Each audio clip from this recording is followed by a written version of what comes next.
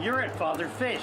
Nice to have you with us. The Father Fish application of the Wallstead deep substrate method. We use dirted tanks here at Father Fish, but we've developed a few techniques and a few systems that augment and prolong the life of the systems developed by Diana Wallstead.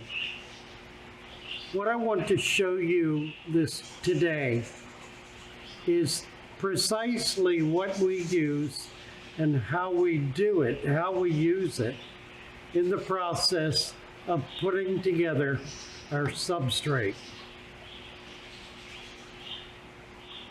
And I just thought the one thing we did not prepare here is the last step, which is the sand. So we'll be grabbing a bag of sand and have that ready so that we can show you the full process. But let's get started. I have in front of me a variety of products, all of which are used as supplements in the soil that we're creating. The reason we add these supplements is to prolong the life of the soil, to help it get to the point after 2 or 3 years where it will be a fully cycled substrate and will be providing the kind of long-term balance, long-term systemic production that will allow plants to grow and waste to be converted into 3 different items. We use peat moss, potting soil, and a good compost material. In this case, we're using black cow, which is a composted manure, which is perfect for our purposes. So let's get started. I'm going to reach down below me and pull up handfuls of, first of all, let's get to the opening. Here we go. We'll start with, oh, we have a container. Good. Just what I wanted. We'll start with peat moss. Now, we're doing a 10-gallon tank today, so I'm going to try to do an appropriate amount. That's about 3 cups. So 3 cups of peat moss.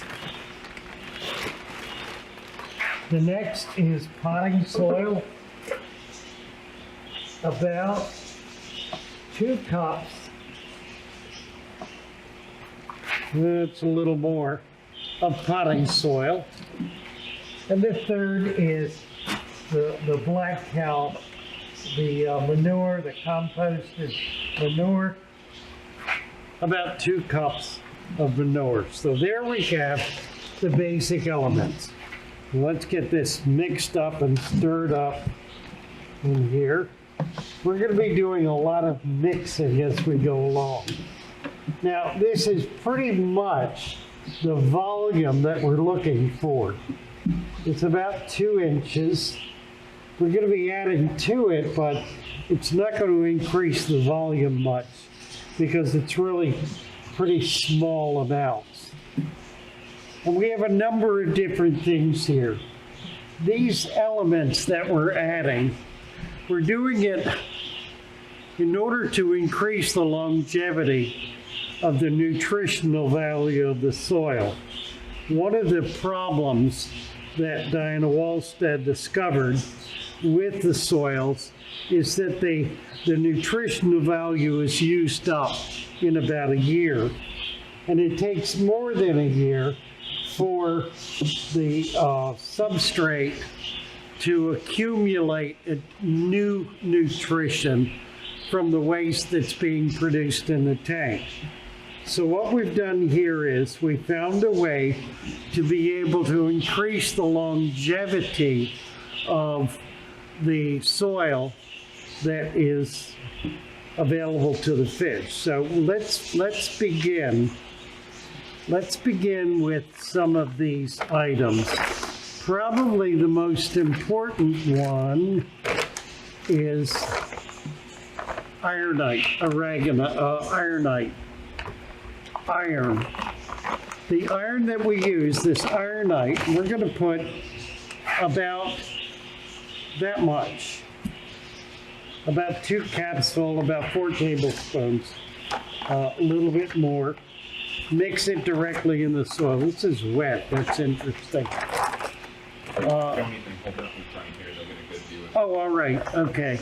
The next one we have here is garden lime.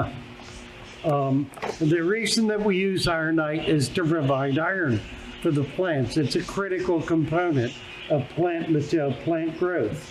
So the next we use is lime. Lime helps to maintain a stable pH. And add a little more, about that much. The next thing we have here is bone meal. Now we're getting into organics. We're adding organics to the soils. A little bit of that. You get the feeling, here's bone meal, a little bit of that. You get the feeling a little like you're an old time chemist. I like to use Osmocote. It's a slow release fertilizer that works really well in the system. It takes 6 months to a year for it to break down. I now have organic and natural all-purpose fertilizer, so simply an additional organic fertilizer. So we're overdoing this. We're over pushing it. The next thing I use is Epsom salts. I use Epsom salts in order to be able to maintain a proper balance in the water. It has magnesium sulfate in it. The magnesium sulfate helps to maintain the balance. Now, I also add, this is a marine buffer. It's calcium, which calcium provides a KH component that helps to, again, maintain the balance. There are 3 more things I add to this. One is diatomaceous earth. Diatomaceous earth, sodium bicarbonate,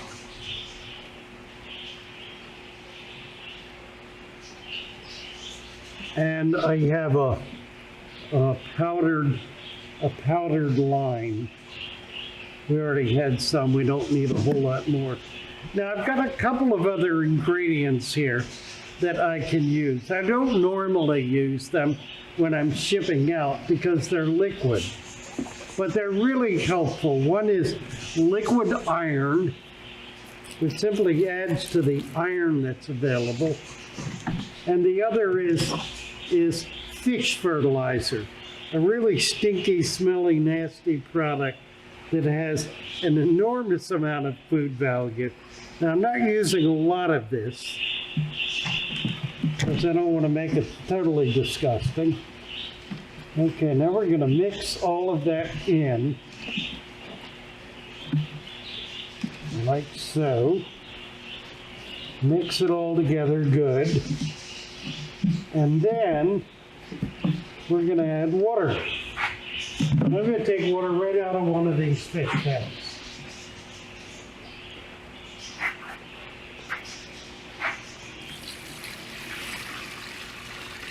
You see I've got a little bit of plant material in that. I've got some stuff that's all ready. Now it looks like I put way too much water in here.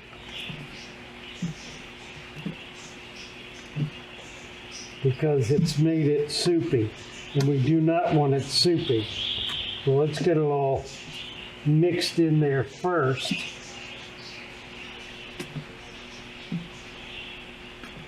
And then I'm going to grab a net,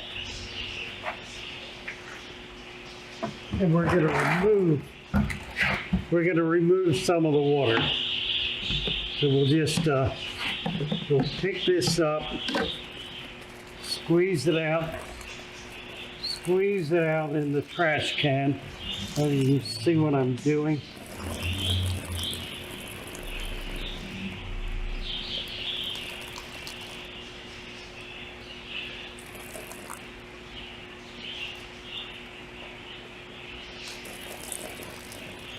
And you get some of this excess water out of here.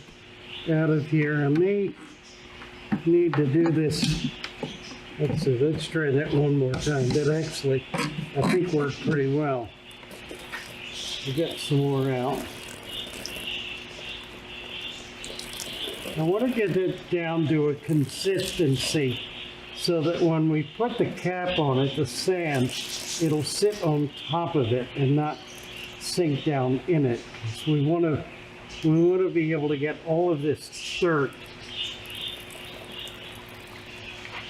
We want to be able to keep it all under the sand. Let's see how we're doing here. This is better already. Pretty close. It's pretty muddy. Let's do one more time. We're a little soupy on this corner, so let's try to get this in here and squeeze it out one more time, and I think we'll be in good shape.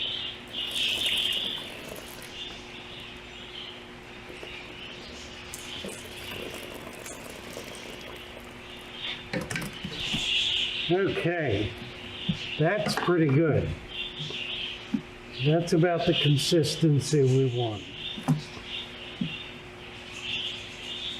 All right. Now what we need to do is add sand.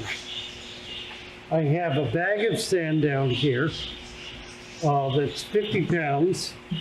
I'm going to pick it up and I'm going to pour it into the tank, and I hope I don't drop it in the process. It's a brand new bag. Oh dear.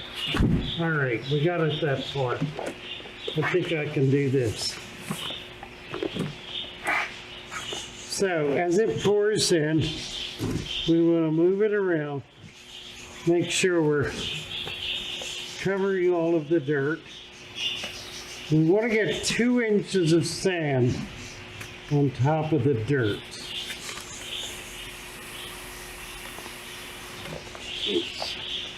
Let's see where we're at. We need more.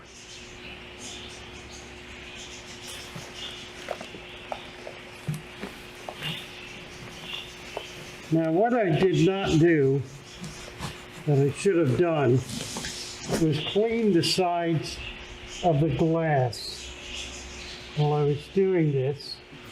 So I'm going to kind of try to do it now, just to get this, the spots of dirt. And we'll just do this for the front. Just to get the spots of dirt off the glass where the sand is. You can kind of see what I'm doing here. So it's a little cleaner. And just put the sand down in. Let's see now.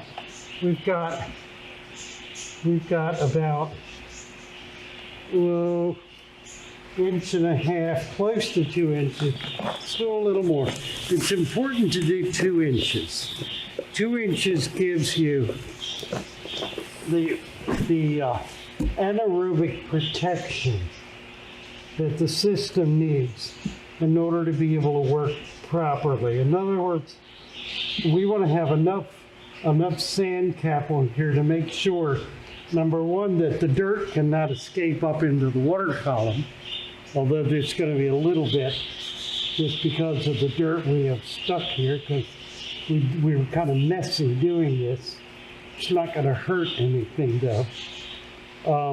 Want to keep the dirt down and also keep the anaerobics down under the sand. And that takes about 2 inches. We're there, we're at 2 inches.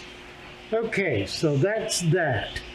Now the next step is simply to fill it. We fill it by putting the water in without stirring it up. I'm going to use this container. I'm going to take water out of the tank, because I'll have a faucet here, and I'm going to pour it into the container and try not to stir things up, because I don't want, I'm not doing a good job here, am I? I don't want to stir the sand up. Okay, that actually worked fairly well. And I can do it now. I'll do a little more, just to kind of give you the idea of what we're trying to do here. Ah!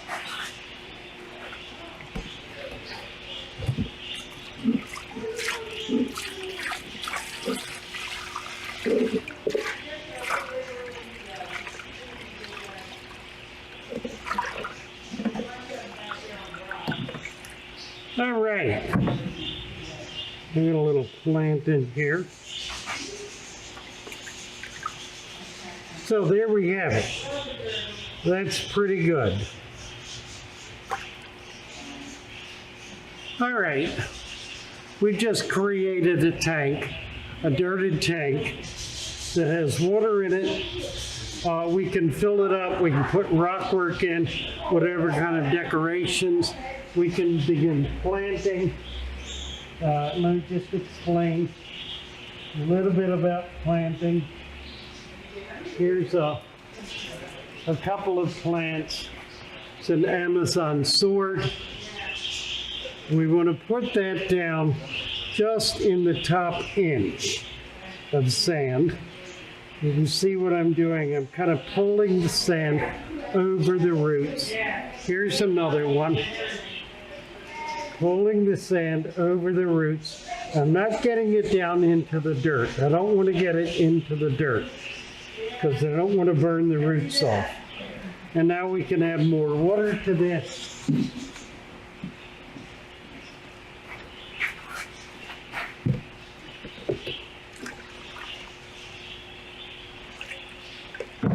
And there we have it. I'm not going to fill it all the way because we got to empty it. Rinsing the dirt off and the sand. Now, we can actually put fish in this immediately. We don't need to wait a week or a month or whatever. We can put fish in it immediately. The critical thing is to feed very sparingly at this point. You can put a sponge filter in here. You can see the water's a little murky. We did have some splash dirt on the sides that got into the water column. If you're careful in a way that I'm not, you can avoid that. It's a matter of being a good bit more delicate than I've been here. But now you've got the idea. You know exactly how to set this thing up, what you're trying to achieve, and what it's going to be able to do for you. This now is a permanent display. This will last 20 years. Or longer. It will become permanent. As it gets a year, 2 years, 3 years down the road, all of that material I put in the substrate will have broken down and become available as nutrients. The detritus coming into the system will begin moving through it. It'll become a balanced environment. This is the beginning, the first day. At this point, the important thing is to leave it alone. Don't go in and clean it. Don't stir it up. Don't try to make it better. Don't try to solve your problems. Let it be and let it go and let it work. And you will have created a father fish deep substrate aquarium. Thanks for plugging in today, for tuning in, and for giving us a chance to show you just how we go about setting up new tanks. Thank you. Make sure you plug into our streams. We have live streams every day of the week, 9 o'clock in the morning on weekdays, 6 o'clock in the evening. That's Eastern Standard Time on weekends. Bye for now. Nice to be with you. Well, I hope you found something you've never seen before. Have a great day. Nice to have you with us. Come on back.